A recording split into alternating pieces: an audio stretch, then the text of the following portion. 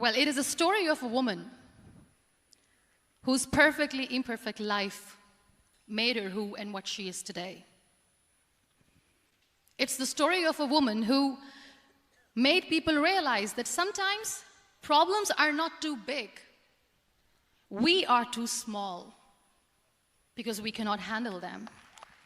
It is the story of a woman who with time realized the real happiness doesn't lie in success, money, fame. It lies within. Real happiness lies in gratitude. So I am here, and I'm going to share the story of that woman. That is my story. The story of gratitude. I believe in the power of words. Many people speak before they think. But I know the value of words. The words can make you, break you, they can heal your soul, they can damage you forever. So I always try to use the positive words in my life wherever I go. They call it adversity, I call it opportunity. They call it weakness, I call it strength. They call me disabled, I call myself differently abled. They see my disability. They see my disability, I see my ability. I was 18 years old when I got married. I belonged to a very conservative family, a Baloch family, where good daughters never say no to their parents. My father wanted me to get married, and all I said was, if that makes you happy, I'll say yes. And of course, it was never a happy marriage. Just about after 2 years of getting married, about 9 years ago, I met a car accident. Somehow my husband fell asleep and the car fell in the ditch. He managed to jump out, saved himself. I'm happy for him. But I stayed inside the car and I sustained a lot of injuries. The list is a bit long. Don't get scared. I'm perfectly fine now. Those 2.5 months in the hospital were dreadful. One day, doctor came to me and he said, well, I heard that you wanted to be an artist, but you ended up being a housewife. I have a bad news for you. You won't be able to paint again because your wrist and your arm are so deformed, you won't be able to hold a pen again. And I stayed quiet. Next day, doctor came to me and said, your spine injury is so bad, you won't be able to walk again. I took a deep breath and I said, it's all right. The very next day, doctor came to me and said, because of your spine injury and the fixation that you have in your back, you won't be able to give birth to a child again. That day, I was devastated. And that is where I started to question my existence. Why am I even alive? What's the point of living? I cannot walk, I cannot paint, fine. I cannot be a mother. And we have this thing in our heads, being women, that we are incomplete without having children. I am going to be an incomplete woman for the rest of my life. What's the point? People are scared. They think I will get divorced. What is going to happen to me?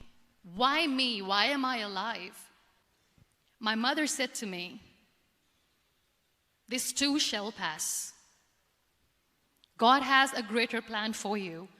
So what kept me going was, one day I asked my brothers, I know I have a deformed hand, but I'm tired of looking at these white walls in the hospital and wearing these white scrubs. I'm getting tired of this. I want to add more colors to my life. I want to do something. Bring me some colors, bring me some small canvas. I want to paint. So the very first painting I made was on my deathbed, where I painted for the very first time. It was not just an art piece or just my passion. It was my therapy. What an amazing therapy it was. Without uttering a single word, I could paint my heart out. I could share my story. People used to come and say, what lovely painting, so much color. Nobody could see the grief in it. Only I could. After 2 years and 2.5 months, when I was able to sit on a wheelchair, that was the day when I had the rebirth. I was a completely different person. I still remember. And that day I decided that I'm going to live life for myself. I am not going to be that perfect person for someone. I am just going to take this moment and I will make it perfect for myself. And you know how it all began?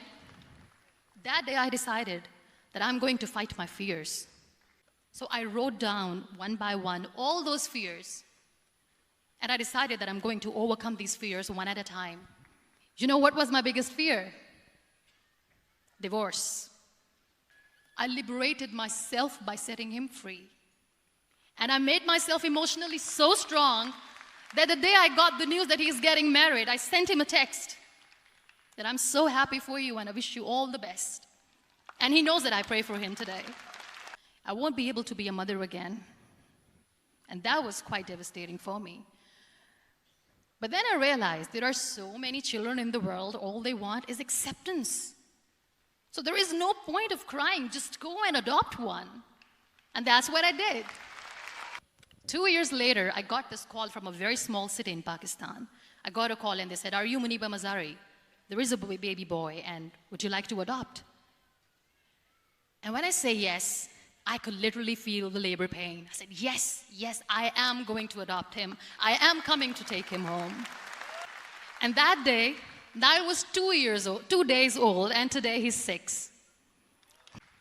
So when you accept yourself the way you are, the world recognizes you. It all starts from within. I became the National Goodwill Ambassador for UN Women Pakistan, and now I speak for the rights of women, children. We talk about inclusion, diversity, gender equality, which is a must. I was featured in BBC 100 Women for 2015. I'm one of the Forbes 30 under 30 for 2016. And it all didn't happen alone. You all are thriving in your careers. You have bigger dreams and aspirations in life. Always remember one thing. On the road to success, there is always we, not me. Do not think that you alone can achieve things. No. There is always another person who is standing behind you, maybe not coming on the forefront, but behind you, praying for you and supporting you. Never lose that person. Never. We always expect ease from life. We have this amazing fantasy about life. This is how things should work. This is my plan. It should go as per my plan. If that doesn't happen, we give up. So my dear friends, let me tell you one thing. I never wanted to be on the wheelchair. Never thought of being on the wheelchair. This life is a test and a trial, and tests or trials are never supposed to be easy. So when you are expecting ease from life, and life gives you lemons, then you make the lemonade, and then do not blame life for that, because you were expecting ease from a trial. Trials make you a stronger, better person. Life is a trial, and with time you realize that. It is okay to be scared. It is okay to cry. Everything is okay, but giving up should not be an option. They always say that failure is not an option. Failure should be an option, because when you fail, you get up, and then you fail, and then you get up, and that keeps you going. That's how humans are strong. So I'll end my talk on a very short note. Live your life fully. Accept yourself the way you are. Be kind to yourself. Be kind to yourself. I'll repeat, be kind to yourself, and only then you can be kind to others. Love yourself and spread that love. Life will be hard. There will be turmoils. There will be trials, but that will only make you stronger. Never give up. The real happiness doesn't lie in money or success or fame. I have this all. I never wanted this. Real happiness lies in gratitude. So be grateful, be alive, and live every moment. Thank you so much, everyone.